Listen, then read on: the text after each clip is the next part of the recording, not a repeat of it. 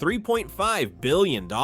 That's not just a number, it's a statement. What would you do with that kind of money? Build a small city? Launch a space program? For the Washington Commanders, the answer is simple. Create the most ambitious NFL stadium ever conceived. The franchise that once dominated the league is betting big on a cathedral of football that could redefine what we expect from sports venues. Ready to see what $3.5 billion looks like when it's made of steel, glass, and dreams? Let's go behind the blueprint. FedEx Field. For Commanders fans, these words often come with a sigh or an eye roll. Built back in 1997 in Landover, Maryland, this 67,000-seat stadium has seen better days, much better days. Let's be real, FedEx Field is the apartment you move into right after college. It does the job, but nobody's taking pictures for Instagram. The infrastructure is falling apart. The fan experience? Consistently ranked among the worst in the NFL. Getting there feels like solving a traffic puzzle with missing pieces. The stats don't lie. Fan satisfaction surveys place FedEx Field in the bottom 3 NFL venues for 5 straight years.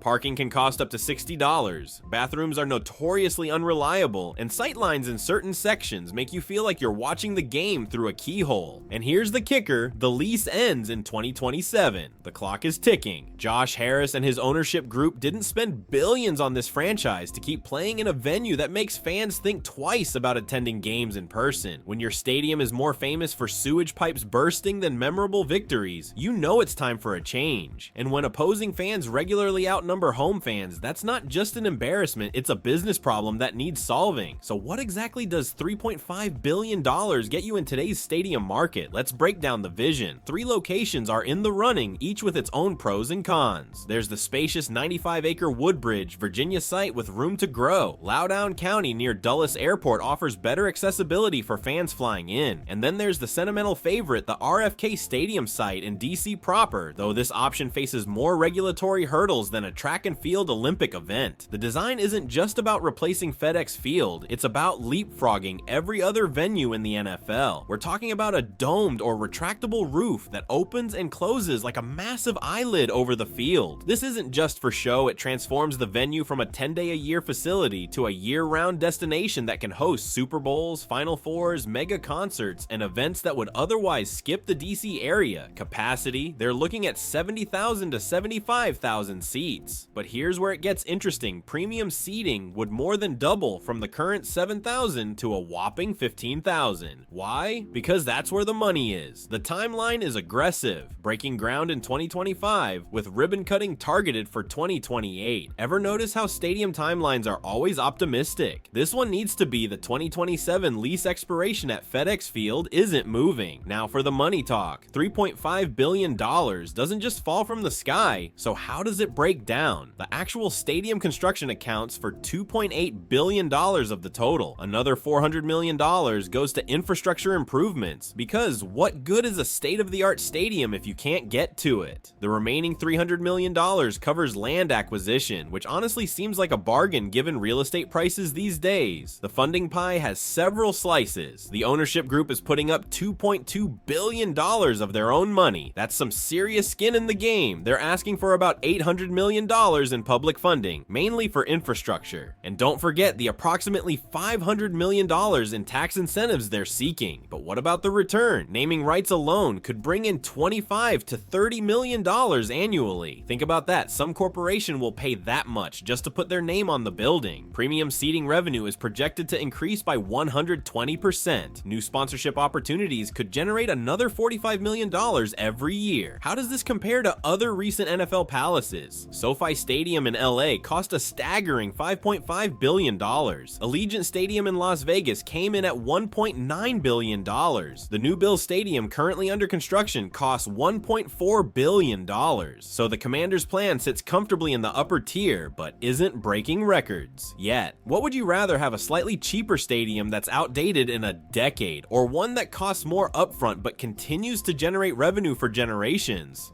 What's in it for us? That's the question every taxpayer rightly asks when these mega projects come around. The answer is jobs, jobs, and more jobs. We're looking at 20,000 plus construction jobs during the 3-year build. That's 20,000 paychecks, 20,000 opportunities for skilled workers. Once completed, the stadium would create over 3,000 permanent positions. The regional economic impact, projections show over $1 billion in annual economic activity. That's not just from 10 home games, it's from the entertainment district they're planning around the stadium, with retail and residential components creating a 365-day-a-year pulse. Tax revenue tells another compelling story. $30 to $40 million annually flowing into the host jurisdiction's coffers. Sales tax from events, property tax from adjacent development, it adds up quickly. When your city hosts a Super Bowl, what happens? Hotels fill up. Restaurants can't take reservations fast enough. Rideshare drivers make their monthly income in a week. The economic ripple effect goes far beyond the stadium gates. Let's talk about what fans actually care about the experience of being there. Technology is front and center in this plan. 5G connectivity throughout means no more trying to post that touchdown video and seeing the dreaded spinning wheel.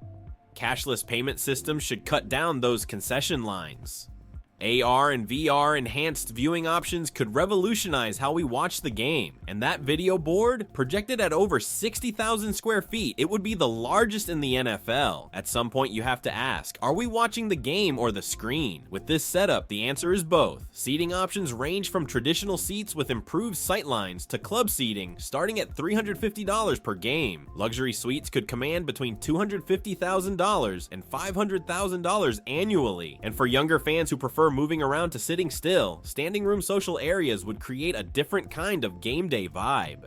Traffic management systems would include advanced flow technology, digital signage, and smart routing to multiple access points. No more sitting in your car for an hour after the game, while everyone funnels through the same exit. So how are people reacting to all this? According to recent polling, about 72% of fans support the new stadium plan, but support comes with concerns mainly about ticket prices. Let's face it, someone has to pay for all these amenities. Local governments are playing a careful balancing act. They see the economic development potential, but public funding for stadiums has a controversial history. The infrastructure challenges are real, and taxpayers are rightfully asking tough questions. Environmental considerations haven't been overlooked. The stadium is targeting LEED certification, with plans for renewable energy integration and water conservation systems. The days of building without considering environmental impact are long gone, especially in the DC area. 20 years from now, we might look back at this moment as the turning point for a franchise that regained its place among the NFL elite.